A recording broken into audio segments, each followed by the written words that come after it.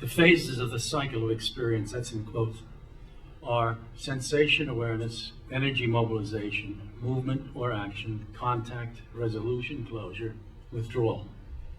They are variously sequential as they interact with the levels of system that are essential to the interpretations and interventions that the cycle requires. This in the systems-based theory, attention, thus, in the system-based theory, attention is directed toward the intrapersonal level, interpersonal level, dyadic or subgroup level. Group level, finally. The system levels are straightforward and intuitively obvious.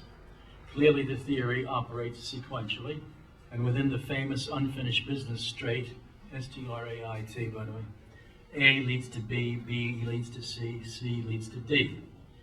The attention and intervention are directed by the leader/therapist, and the budding leadership, as in quotes, gatekeeper, etc., of individuals is subsumed to role theory. It is thus possible to develop a handbook of examples to apply to any level, and Huckabee's excellent, by the way, chapter in Nevis's Gestalt therapy perspectives and applications. There are convenient tables to guide reference. The New York model. I ask you to direct your attention to our model, which is bottom-up, rotating leadership, shifting group and small group nodes and modalities, and welcoming, for example, vulnerability, not as an intrapsychic, if there is such a thing as intrapsychic, but as inclusive, a pluribus unum. The model shifts attention to the group as figure, in figure ground.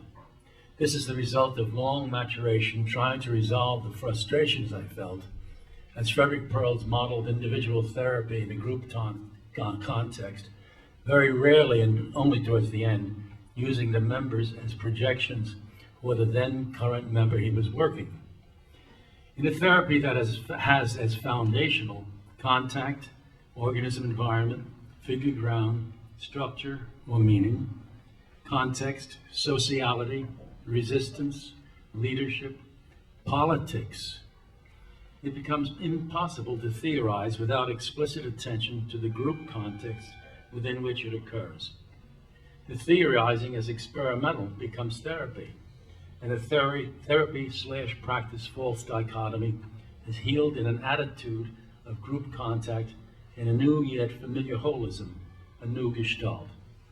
We become trainees in psychotherapy, and clearly that attitude fosters the new awareness of leadership as community, where central is the shedding of leadership to the group as the opportunities for the power in the individual talents open to the various members supported within the group. So the group becomes sui generis, and partial structures to which we give names are emergent of the process, temporary resting places of the processive concreteness. This result did not bloom full-blown from my head, but with various opportunities as in faculty teaching.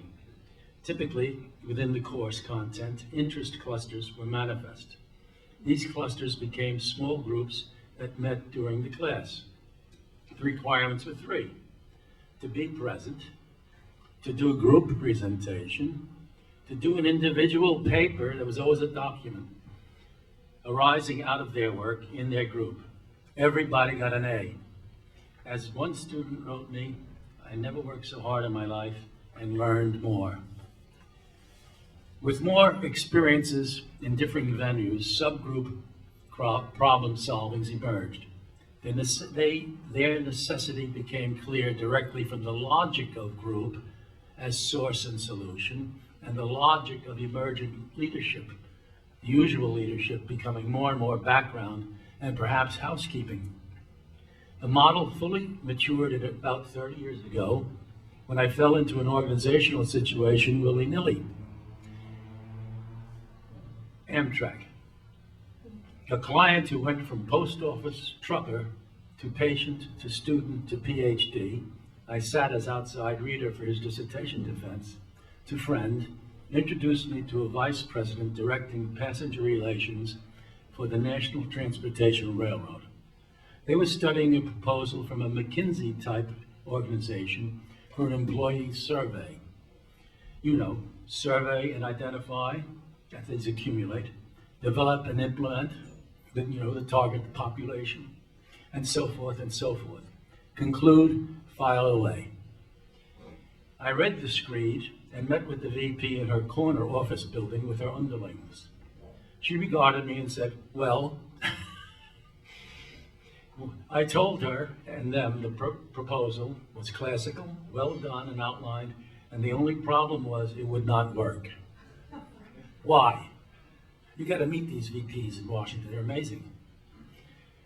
As per their $250,000 proposal and their scheduled $250,000 proposal and their schedules for their survey, quotes, they had allotted all of 46 seconds for each employee interview. Mind you, the math was all there. If anyone had half the wit that God gave the geese and only they looked for it. Well, she threw everybody out, and we two were commanded to lunch, not in the company cafeteria. The windup was, excuse me, I was hired to do the work. The activity was to be entirely in-house, which delighted the vice president. She gagged on the outrageous per diem that I asked. I was hoping that would get me off the hook. But as you all know, when you control a budget, miracles can happen. After all, had I not just saved them $250,000? I trained some regular workers in leadership basic types, regular workers in process sensitivity, who then went back to their home bases, trained others, set up the framework of a company-wide conference, and some 280 employees showed up in Washington, D.C. for 2 weeks of work in the conference. It was exhausting, exhilarating, tremendous, and a triumph. Now, why have I gone through all this? When I tried to study the cycle, I could detect very little that was that different from the sequence of contacting, but realized that there appeared crucial shifts in emphasis. The cycle appeared leader-bound, while extremely comforting to one who could founder in the process morass, could become mechanical, hence hypostasized, as the gears shifted inter-group. I felt very much of the hut-hop-hip-hop marching orders of my days as an infantry duty soldier in training in 1946.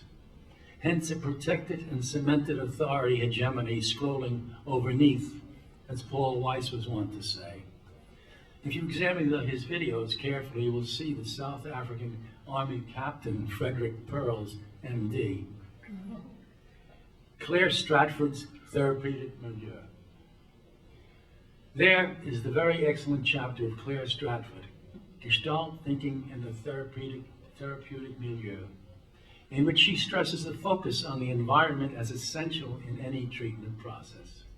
The environment is the staff and the organization that is being staffed, and also the population that is being serviced. Our example is the psychiatric hospital. With their differing demand and loyalties, the staff is squeezed by the institution and its politics. The institution is squeezed by government. The patients are squeezed by everybody. These are, of course, the systems. The symptoms are well-directed and ambient confusion, underlying and pervasive isometrics, as Ed Nevis says, where the activities are contradicted by foundational but unexamined normative structures. The diagnosis is burnout. But more to our point is training, or rather learning how to think and do process, and what is their optimum vehicle. Quotes, this is Stratford. The larger craziness of our current culture, crazinesses of our current culture do not support the maintenance of subsystems that behave with integrity. The ability to articulate and acknowledge what is sensed but not spoken is as effective at a larger system level as at a personal level. The degree to which speaking the unspoken is supported at a general system level will allow individuals to begin to feel it in the air and observe and experiment for themselves. Speaking the unspeakable, articulating what is taking place, naming feelings, and making one's space for differences are all powerful medicine. Experiencing one's impact supports a sense of realness and potency. All of these processes and norms develop and persist when introduced and supported through administrative style, staff policy, and procedures, rather than as process discontinuities that frontline troops have to maintain in the face of the larger system influences. I wish I had said that.